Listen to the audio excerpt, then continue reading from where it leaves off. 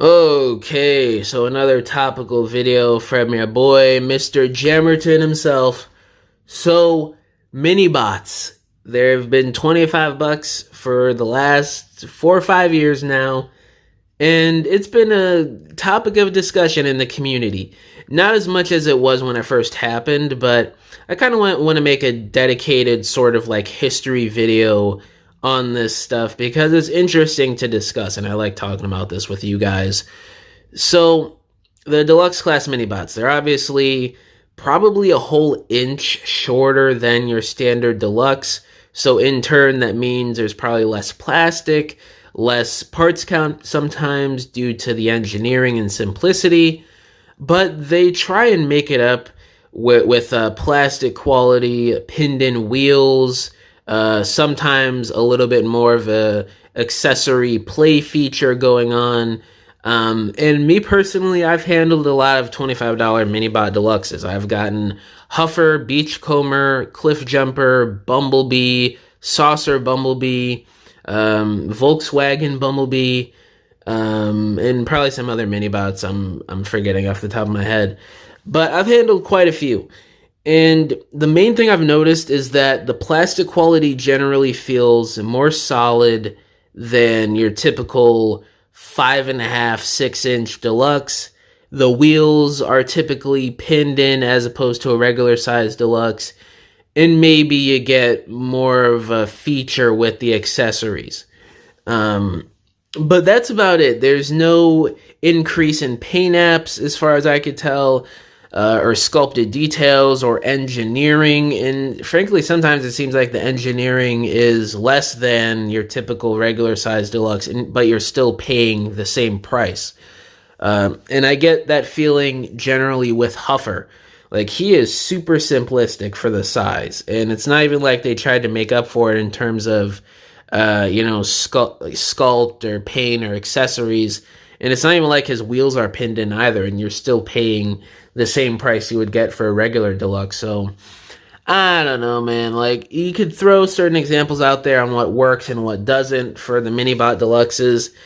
My answer to this is, I think that it just depends on the figure. Like, if we're talking about Beachcomber, PVC tires, all the wheels are pinned in.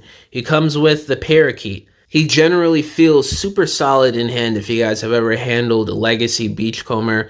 They use the plastic that you generally see on like a leader class, commander class, and in some areas even a Titan class if I'm not mistaken. So that's a good plus.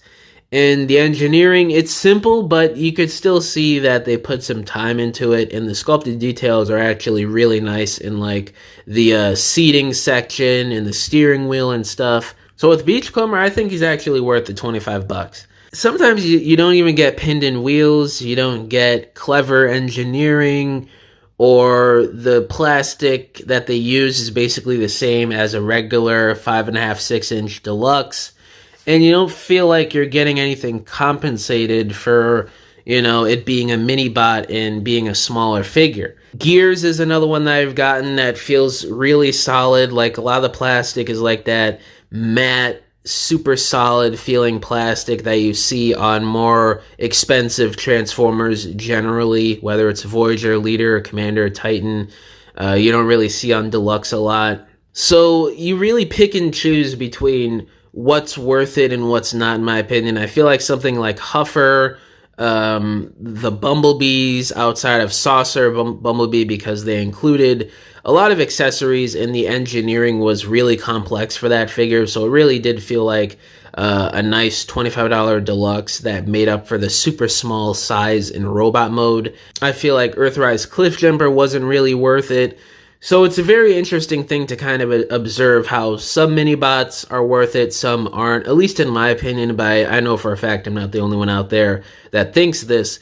So going forward, I just hope they do more of a Gears Beachcomber type situation and less of a Huffer or SS-86 Bumblebee type deal.